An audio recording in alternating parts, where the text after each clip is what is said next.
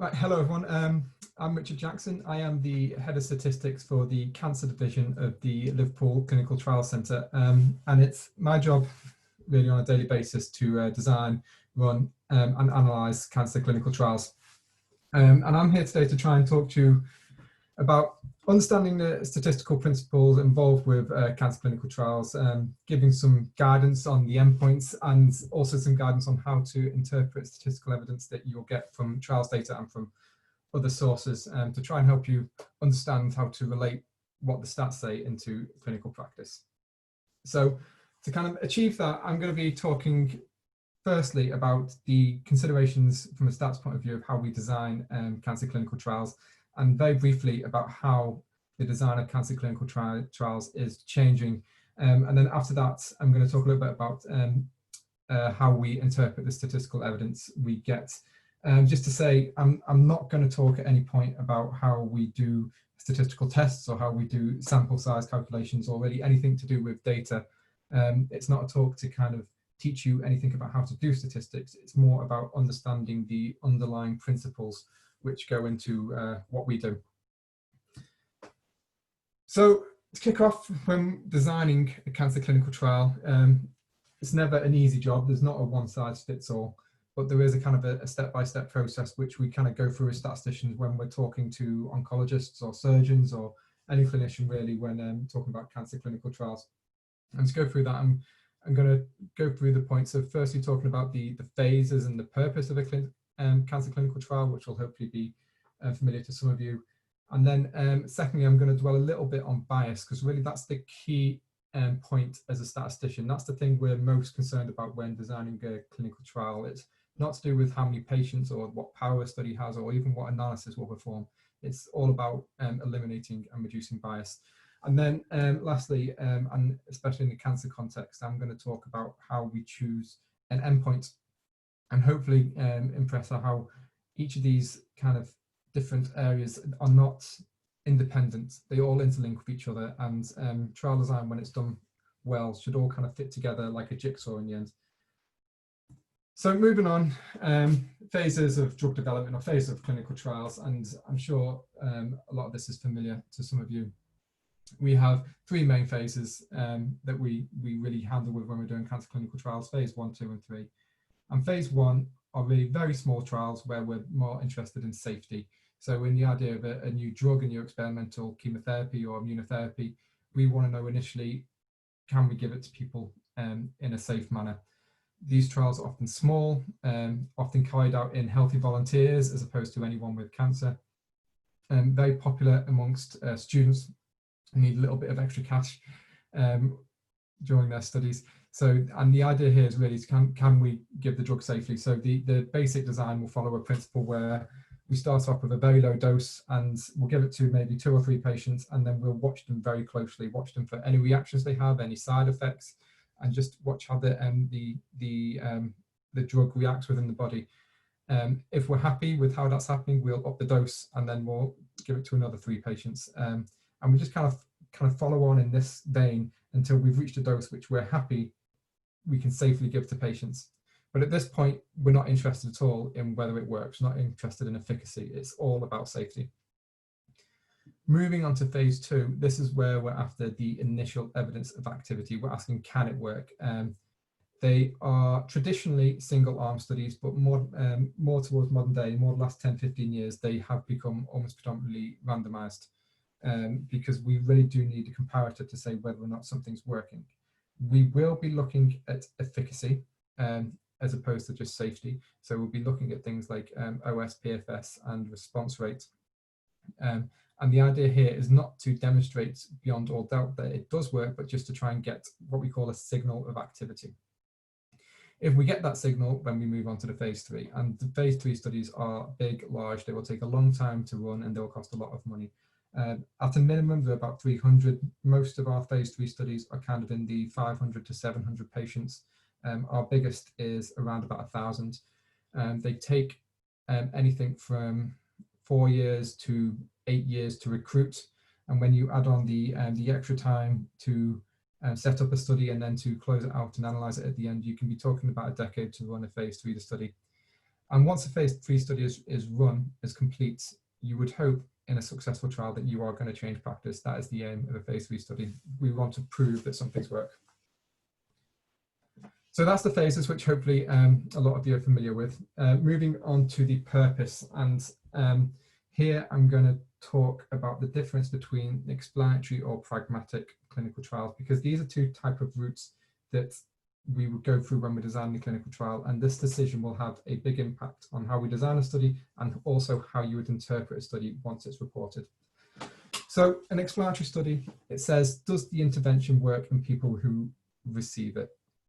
And the aim here is to look at the mechanistic effects of a new drug.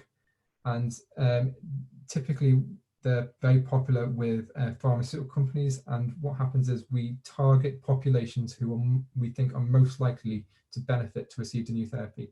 And because of this, they have very restrictive inclusion-exclusion criteria. We're going to be very careful about who we let into the study. They're almost always placebo-controlled. And the idea is that you want to get as clear an indication about what the effect of the drug is. So we do reduce the pool of patients that can enter the trial, and therefore we also reduce how applicable the trial is when reporting. However, research has shown that these trials are much more likely to show you a positive effect and to give you a significant effect at the end of the study. The other side of the coin, the alternative to that, is a pragmatic study. And this asks, does it work in people who are offered it? Generally, it's a kind of a open to all comers type approach. The eligibility criteria are much more lax. We will let in a bigger pool of patients, and therefore they're much easier to recruit to. They will be done quicker, but the results are less likely to be significant. You're less likely to get the big effect that you would hope for when designing the study. Although the other side of the coin to that is that when you do get your results, they are going to be applicable to a much larger pool of patients. So once we've established at the beginning what phase of trial we're doing and whether we're going to do an explanatory or pragmatic study, this is when the kind of statistician really kicks in and starts to give you some help on how you should design your study. And to kind of start off on that vein, I've just kind of given this very basic trial configuration, which I'll talk through. So anyone who's ever been involved in a clinical trial in any way will have some idea of how complex they are, and the huge mountain of paperwork and regulatory requirements that you have to apply to actually get a trial run. But from a statistician's point of view, we really want to think of trials as being as simple as possible, and along this vein. In a basic principle, we define our population, we define who can come into our trial in the first place. And once we've defined that, we would randomize them. This man juggling here is supposed to be randomization. And the idea is we direct patients to one of two groups, the new treatment, the new drug, the new thing we're interested in, and then the other group will be the control treatment, which is usually standard of care. We treat the patients, we follow them up, and then we get an outcome. And the idea here really is that when we measure the outcome, if we see a difference in the outcome, we want to be able to infer that that means there is a treatment effect, that the new treatment is better than the standard, and happy days, we can go home knowing that we found out something interesting and we can apply it in practice. Moving on, I guess the main issue to a statistician when designing studies is bias. What we want to be able to do is make sure that when we define that we have seen a treatment effect, that we can rely upon it. And the thing that is most likely to cause a danger to that conclusion is bias. So the formal definition is a systematic tendency of factors in a trial that makes the estimated treatment effect differ from its true value. But that's a very kind of convoluted and wordy definition. I like to kind of go back to this example and just point out that when we randomize patients here to group 1 or group 2, if just by pure chance group 1 was entirely populated by men and group 2 was entirely populated by women, if when we analyze our outcome and we see a difference in our outcome, we're no longer going to be able to say whether or not it was due to the treatment or due to the fact that group 1 had men and group 2 had women.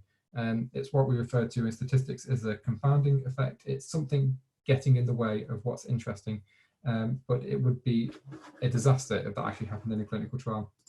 And that's a kind of a very extreme and basic example of one type of bias. others exist, but we have techniques to account for them. The most obvious ones are blinding and randomization, which I'm sure most of you are familiar with. The one which might be less intuitive is analysis of all randomized patients, or what we call the intention to treat principle. And I'm just going to dwell on that one a little bit more, just so you can understand the kind of rationale behind that one. So coming back to this, to this configuration of schematic, the idea under the intention to treat principle says that when patients are randomized to their groups, you keep them in that randomized group irrespective of what happens. So to kind of walk you through an example, imagine we have a patient who was randomized to group 1, so was randomized to get the new drug, the new chemotherapy, but for whatever reason, maybe vials got mixed up, or there was a reason the patient wanted to receive something different. They didn't get the new treatment, they didn't get the drug, they got the control treatment instead. Intuitively, you might think, well, they haven't had the treatment we thought they should have, so let's remove them from that group. But the intention to treat principle states that we should always retain them in that group, even though they didn't get the drug that we intended them to. And the rationale really is that when we compare our outcomes, and when we infer that one group is bigger than the other, we are not actually testing one treatment against another. What we're testing is the clinical decision that is made at the point you randomize. And the rationale follows that anything that happens after that point is indicative of what may well happen in clinical practice. And what's really informative to clinicians, to you as clinicians, is what decision should you make at this point of time? Because at randomization, you don't know what's going to happen to a patient. You don't know if they're going to refuse treatment or if they're going to drop out. You have to make the best, most informed decision you can at this point in time. And that's what the intention to treat principle protects.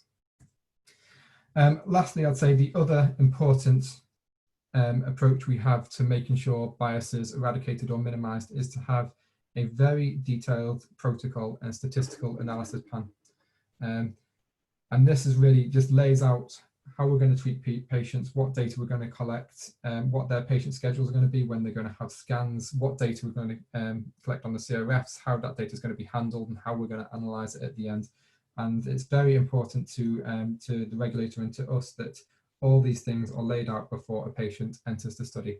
And by demonstrating that we have these documents laid out before the study adds a robustness to our study results, which we couldn't get any other way. So lastly, just to kind of dwell on bias a little bit more, just to kind of highlight some of the more obvious source of bias which we account for. There's the selection bias, where clinicians would seek to steer patients towards the new treatment, and in particular they might steer the healthier patients towards the new treatment and the less healthier ones towards the old treatment.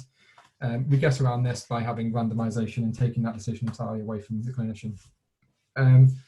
Performance bias, this is a process whereby clinicians give more attention to patients on the new treatment, which may be intuitive. You know, the new treatment might be unknown in, you know, its side effects and its quality of life and other secondary endpoints, which might be very interesting. So the inclination would be, if a patient's on the new interesting thing, we're going to pay a bit more attention to them. But this in itself has been shown to cause a bias. And we get around this where possible by blinding clinicians, and where we can't blind them, we make sure we have a very detailed protocol and patient schedule which people are enforced to follow. Attrition, which is a real problem, is patients tending to drop out on more than one treatment than the other. This happens when often when one treatment is particularly toxic, and there might be side effects, which means that patients drop out of the study. Any effect that could be caused by attrition is protected by having the intention to treat principle when we do the final analysis. And it's one of the reasons why statisticians are so keen to stick to this intention to treat principle whenever we're analysing our data.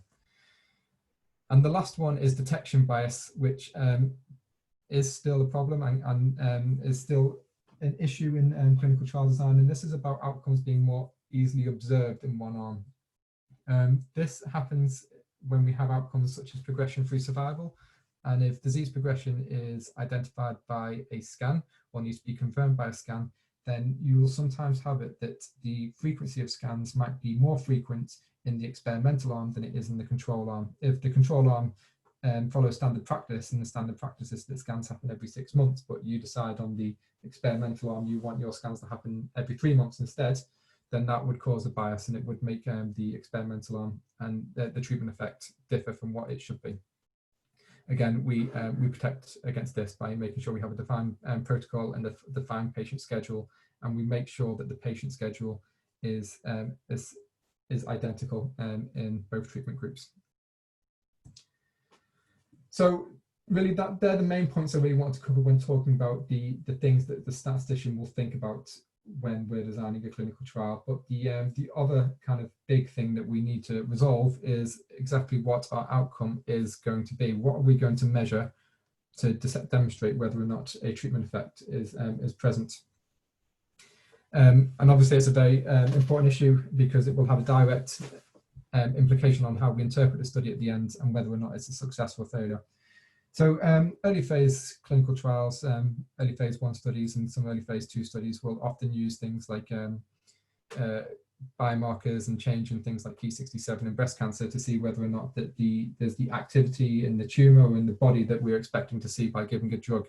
But really, when it comes to efficacy studies and showing that a treatment works, and anything in a phase 2 or phase 3 study, we tend to have 3 outcomes which we use most prevalently in cancer clinical trials, and they are overall survival, progression-free survival, and then tumor response, which is often measured by something like RECIST.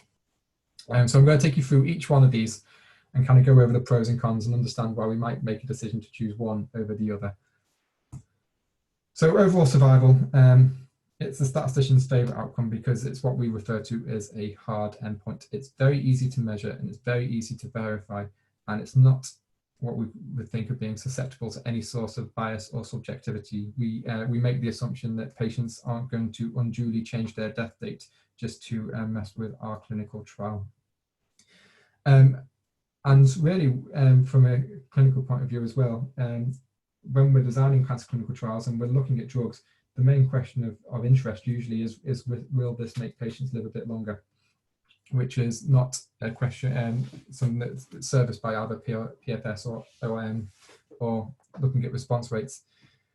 The problem sometimes with using overall survival is a endpoint is that the way statisticians do sample size calculations for these trials is that we first estimate how many patients we need to die to do our analysis. And once we've got that number, we estimate how many patients we would need to get that number of deaths.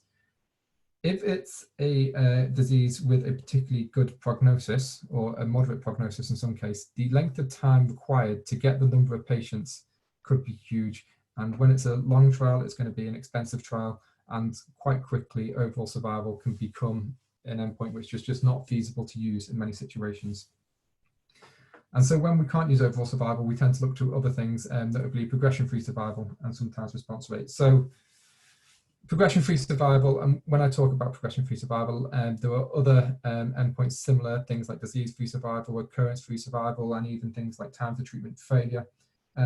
They're all kind of covered under the same umbrella for the purposes of what I'm going to discuss here, and that they're what we call a time to event outcome, and they are often used as a surrogate for overall survival. Typical definition is having something like time from randomization until disease progression or death by any cause. And the pros are quite simply that the progressions will accumulate quicker than deaths. We will be able to get the events quicker, and we will be able to run this study in a quicker time than where we're using overall survival as the endpoint. The cons are that actually the correlation between PFS and OS is only moderate. It's not as good as we would like it to be. And there are plenty of examples in practice of trials showing a good difference between treatment arms when we're looking at PFS, but that difference just disappearing when we look at overall survival. So that can be a real problem, because even if you've shown you can delay progression, that doesn't necessarily translate into helping patients live longer. Also, we need to be a bit more careful when we are going to be designing trials with progression-free survival or disease-free survival as an endpoint, especially if the confirming or detecting progression requires a scan, because the scheduling of scans, whether it's every 3 months, every 6 months, every year, becomes vitally important to defining the endpoint. And if we've got a large number of patients and a large number of scans, the study can also become very, very expensive very, very quickly. So we have to be a little bit careful about making sure we have a study which is both robust in terms of its statistical endpoints, but also attractive to whoever is funding it.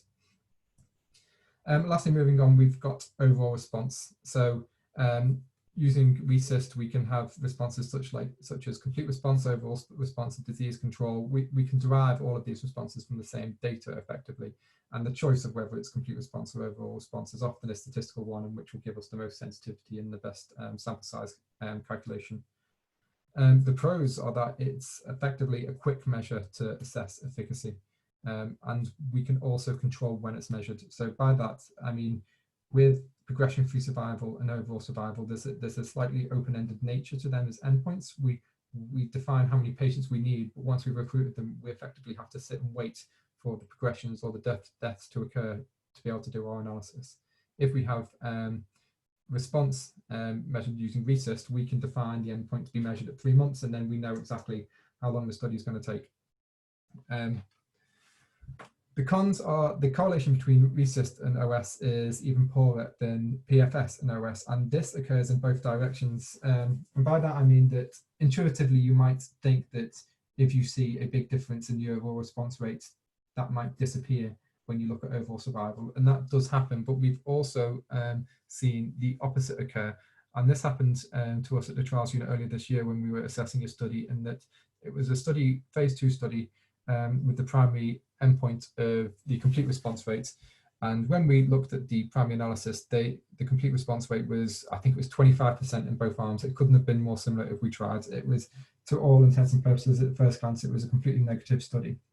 And it was only when we looked at the secondary endpoints and we looked at the data a bit deeper that we saw actually a big difference in PFS and in OS favoring the experimental treatment.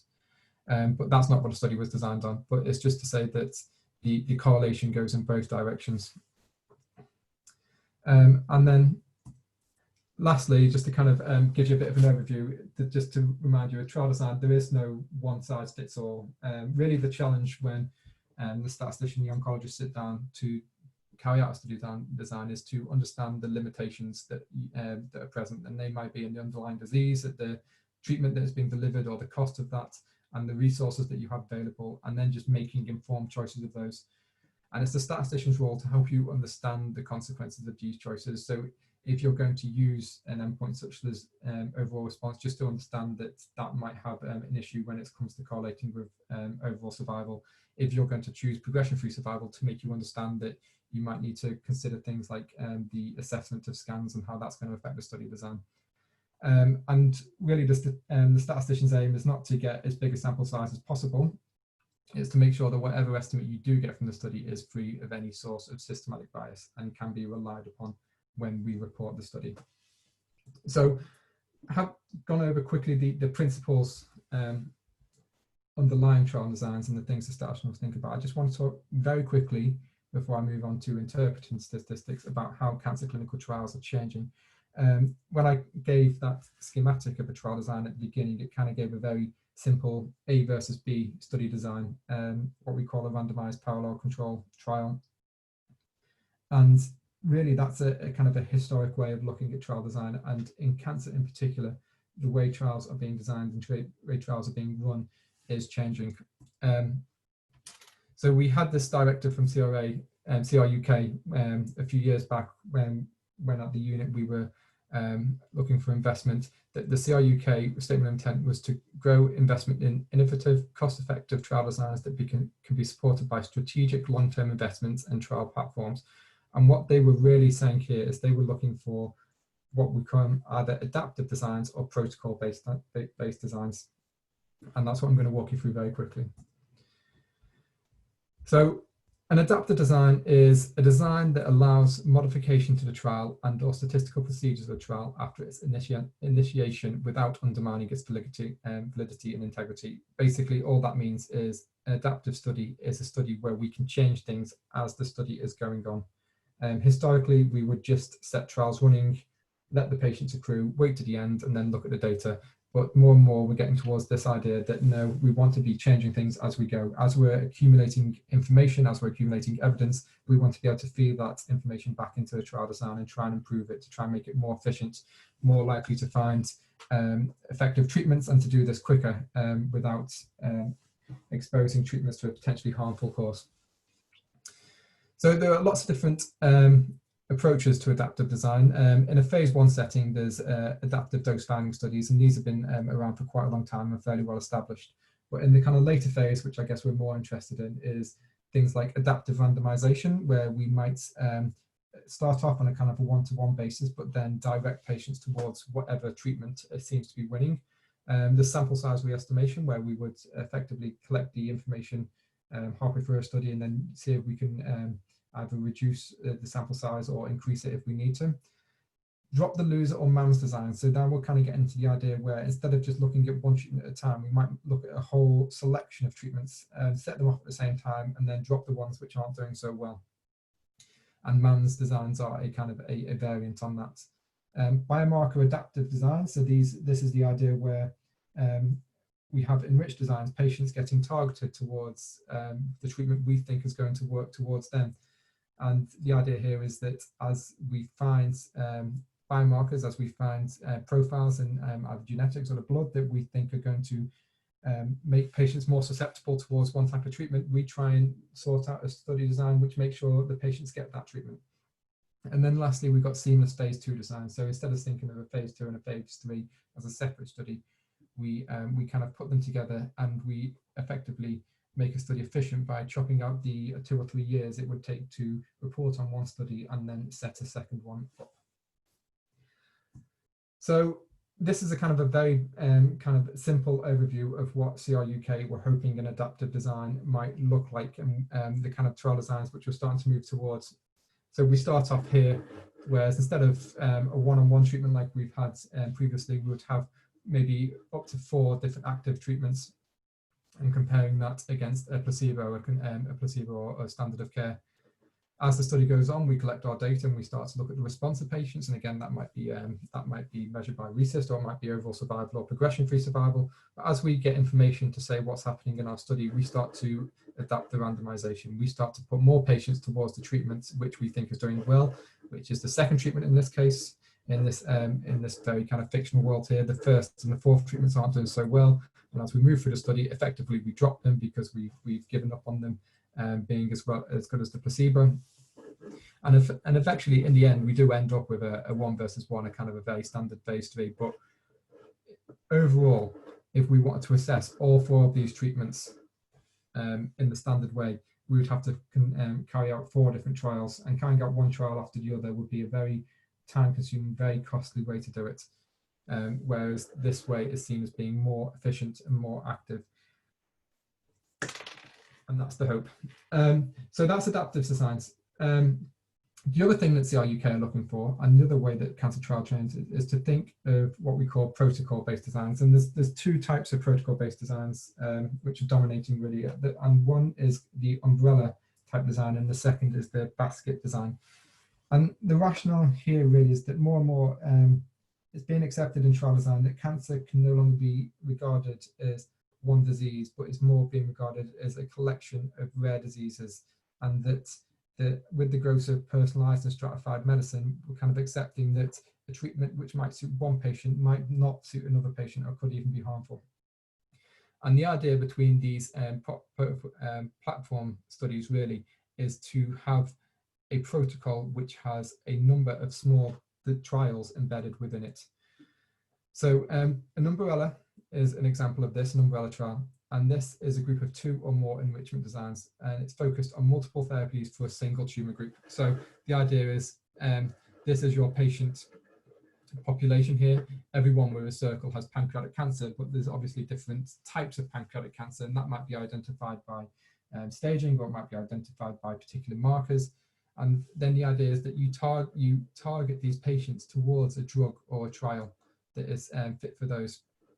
And these trials themselves, they could be adaptive designs themselves, they could be phase 2, they could be phase 3, they could be anything. But really the principle is more about having a targeted approach and accepting that different people are going to respond to drugs in different ways, and making sure that you've got a trial which suits each patient. In practice, they are small.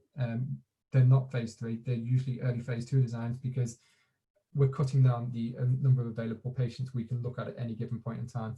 And because of that, the trials by their nature have to be small.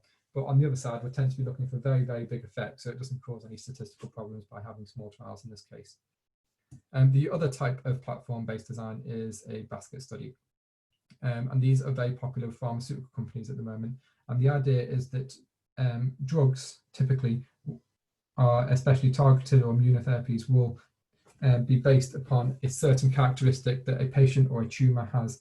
And the idea is to target that characteristic irrespective of where the tumor is. So the idea is here, you might take all the patients with a certain characteristic, but whether they have pancreatic cancer or breast cancer or lung cancer, you just put them all into the same basket and you treat them in the same way.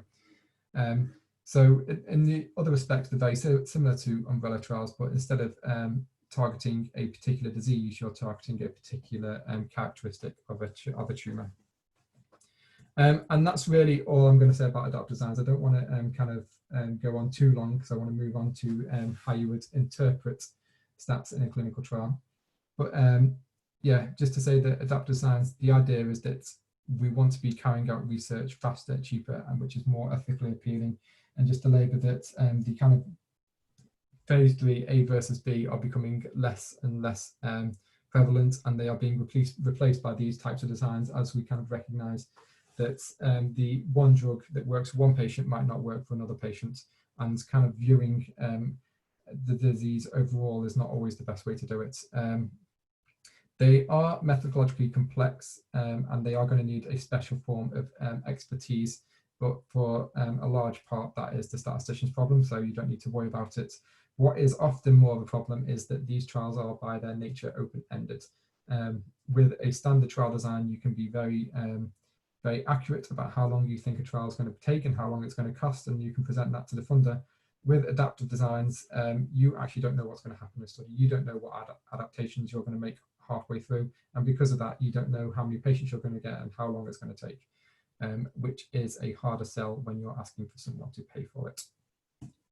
But moving on from this trial design, I want to now talk a little bit more about how you would interpret stats in practice, how you would take the stats that you would get from the results of the trial and how you help interpret those into what you're doing.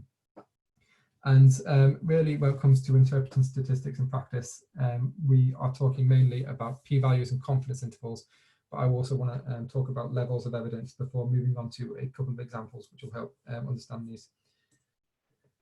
So hopefully you're all aware of p-values, even if you're not entirely sure what they are.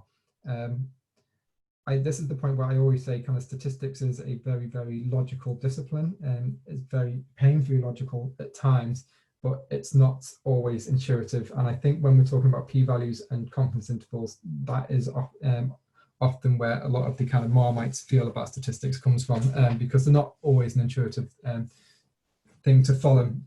So the formal definition of a p-value, it's a probability, and it is a probability value, that we observe data as extreme or more extreme than we did given some assumed null hypothesis. And just like the definition of bias, it's a horrible definition.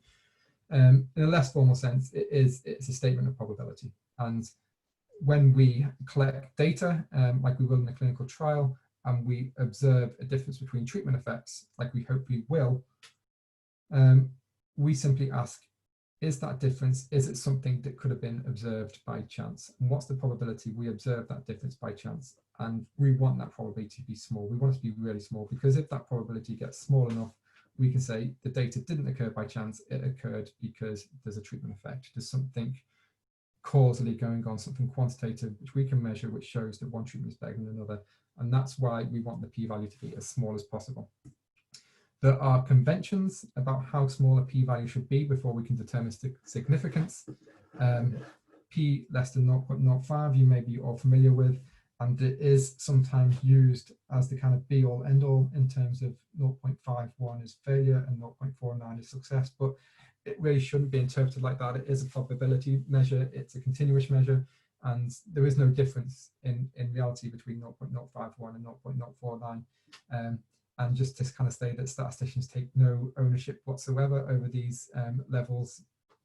that have been decided, we tend to blame clinicians as much as possible. The second way we would interpret data from a clinical trial, if it's not a p-value, would be using confidence intervals on whatever measure we're using. It might be an odds ratio if we're using overall response. It would be a hazard ratio if we're using overall survival or progression-free survival most commonly. And the confidence interval is an interval that we will put about that measure to say how confident we are that what we say is correct. So just to kind of go back to the very, very, very basic principles of what we're doing as statisticians when we run a clinical trial. The idea is we have got a population, and this might be the population of everyone with lung cancer, and we want to know whether or not a new treatment works. But we can't test the new treatment on everyone. We can only test it on a sample. So we get a sample, we do our trial, and then we get a result. And the idea is we need to be able to infer the result we get from the sample back onto the main population. But depending on how big this sample is going to have a consequence on how confident we are that that inference is correct. And that's what the confidence interval tries to quantify. And just to kind of give, there's a basic definition there, but to give an example, if we measured someone's blood pressure as being 100 and we had an interval of 80 or 120 about that, it says that our best guess of what the mean blood pressure in a group is 100, but we're 95% confident that the population mean would actually be between 80 or 120. Ideally, we want that interval to be as tight and as small as possible, and really the only way to get it small is to have more patients, and that's why later phase studies looking for smaller differences are bigger than the earlier phase studies. The only other thing I'd like to highlight here really is that confidence intervals and p-values are in essence the same thing. They are measured and derived in a very similar way, and you would make the same conclusion from a confidence interval than you would a p-value.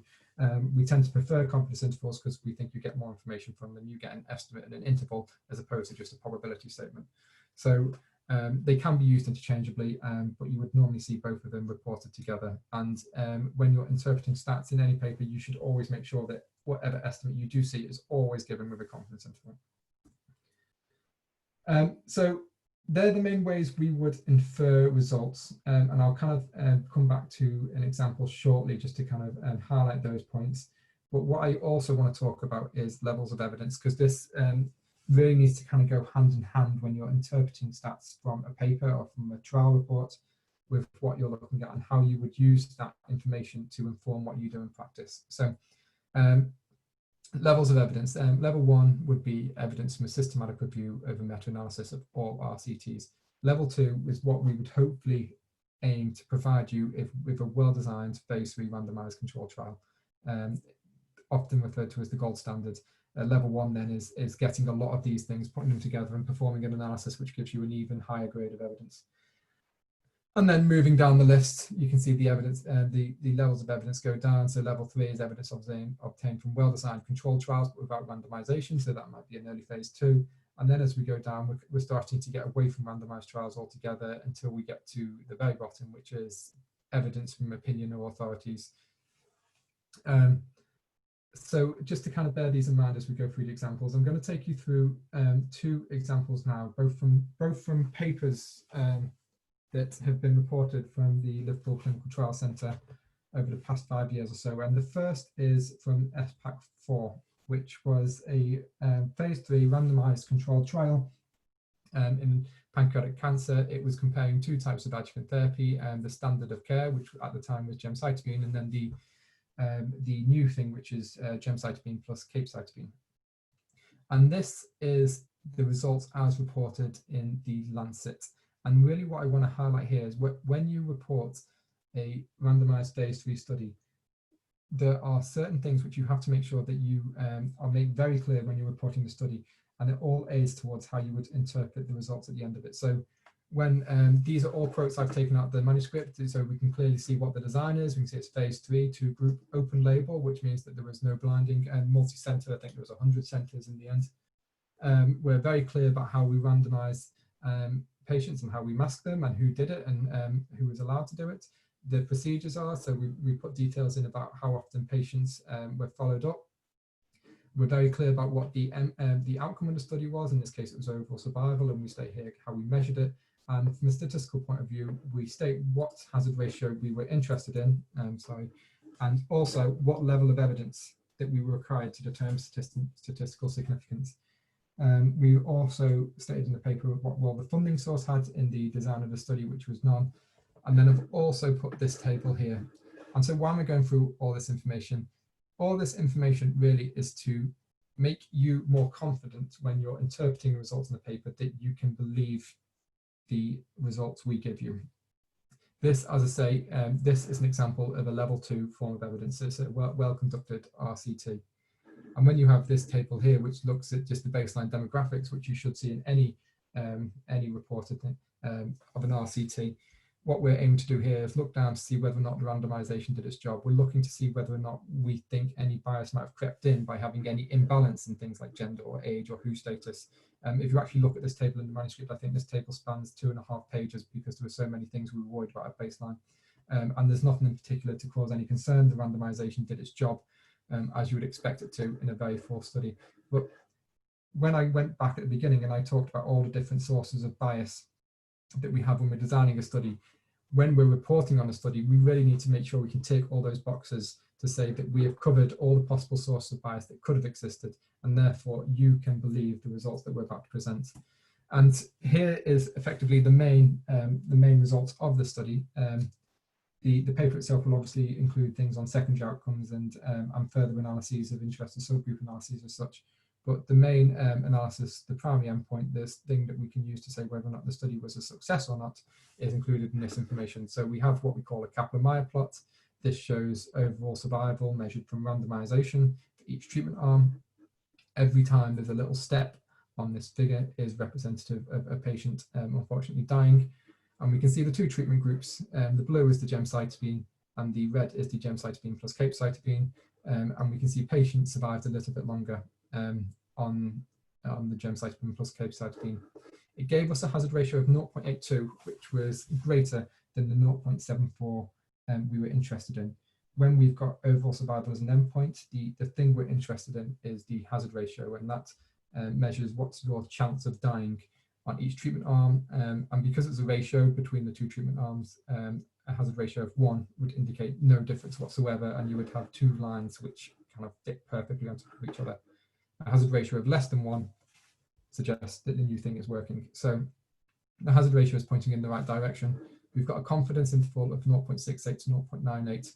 The fact that that confidence interval does not include 1, the whole confidence interval is less than 1, is evidence, statistical evidence at the 5% level that we can reject the null hypothesis. We can say that the treatment's working, and to go alongside that, we've got a p-value of 0.032, which is less than the magical 0.05 that we included in the study design.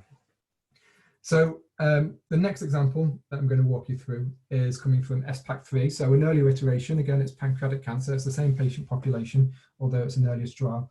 But I'm not reporting here on the clinical trial results. I'm reporting on a post hoc analysis that we did after this trial had already ended. So the trial itself was comparing gemcitabine against 5-FU in this case, and in the trial we didn't find any difference in overall survival, but afterwards the hypothesis was raised about, is there any impact on when we treat patients, not what we treat them with, but how soon adjuvant therapy is started after surgery. And so we went away and we had a look at the data, because we had the data, and we put together this analysis, and we had a paper and we had it accepted in the Journal of Clinical Oncology, I think.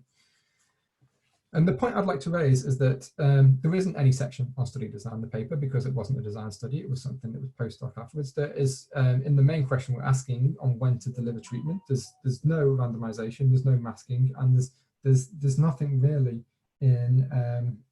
in the kind of setup of the research question to protect against possible source of bias, because it was a post-hoc analysis. And this kind of follows through when we look at the statistical analysis section. In the previous one, in the SPAC4, when we were reporting the RCT, we could be very brief about what analysis we were performing, because the trial design had taken care of anything that we might be worried about. In this analysis, we have to make sure that we're adjusting for a large number of covariates. We've also performed something called a landmark analysis, where we effectively lose what happened in the first 9 months, and that's why we have this strange kind of horizontal line at the beginning of the Kaplan-Meier curve. And we've also lost a number of patients by saying that we're going to analyze on what we call a complete case basis, which throws away any patients who had missing data, which we weren't happy with. And also because of this landmark, we've ended up throwing away about 150, maybe 200 patients from the analysis. So as well as being a post hoc, it's also performed on a subgroup, not the full intention to treat as you would do in a main trial. The point I really want to make with this is that it's still a result. It still gives us a very significant p-value. But obviously the level of evidence is much smaller than the level of evidence we had when we're reporting on an RCT. But as a kind of a clinician, just reading a paper and trying to report the evidence, you might be tempted to think, well, there's a very significant p-value. I'm convinced, let's just kind of go with it. And really the take-home message I want you to have here is that the p-values and the confidence intervals themselves, they are mathematical constructs, they're statistical constructs, they're things that report on data, and the data themselves don't necessarily take any account of any sources of bias that were in the data collection, any source of bias in the design. So you can't just use the p-value or the confidence interval on its own. You need to interpret that evidence along with where the data came from, how the study research question was formulated, and if it was a trial, how it was designed, and how that trial design took account of bias before you can really evaluate for yourself whether you trust that p-value. And in that last example, that's why we went through pains in the statistical analysis to kind of go through all the steps we took, because we really have to try and convince people that this p-value is a valid thing that can be believed, because we can't rely on the strength of the trial design. And yeah, I'd just like to reiterate that point. The research itself needs to be covered in the context of how the data were collected. The statistical methodology, although some of it is very robust and some of it is very good at handling some kind of deficiencies, really the main thing you can do to improve the quality of the study is to improve the conditions under which the data are collected, not the improving the way that they are analysed. So just as an overview, well-designed clinical trial, it will produce a high level of evidence, which isn't obtainable from other researchers. The RCT is still the way of evaluating treatments, and the main tool in the RCT is randomization. That is the thing that really kind of separates out RCTs from other sources of evidence, from kind of observational studies or case control studies. And just kind of recognizing that the decisions that are made at the trial design will have a direct impact on how you would interpret results when you read them in a paper. The trial design itself, it's based on a series of trade-offs and compromises, and how much time we've got, and how much money we've got, and how many patients we think we've got, and what we can use as an outcome. All these things kind of fall into place usually over a series of conversations with statisticians, oncologists, but also other collaborators and the funder themselves. So it's usually an iterative approach, which can take place over a course of years. Really, the kind of the time frame from an oncologist and a statistician having a chat about how a trial to be designed to actually getting a patient through the door is usually about 2 years. And I'd say of the studies I kind of had that first chat with, I would probably have about maybe 40 to 50 of those conversations a year, and I would expect maybe 5 or 6 of them to actually end up in a clinical trial that recruits patients. So it's a challenging situation, but we keep trying and we keep going. And just to say that the trial design itself is a changing environment at the moment, and it's changing very quickly, and it's a very exciting time to be a statistician designing clinical trials. And yeah, thank you very much, and I'll move on to questions.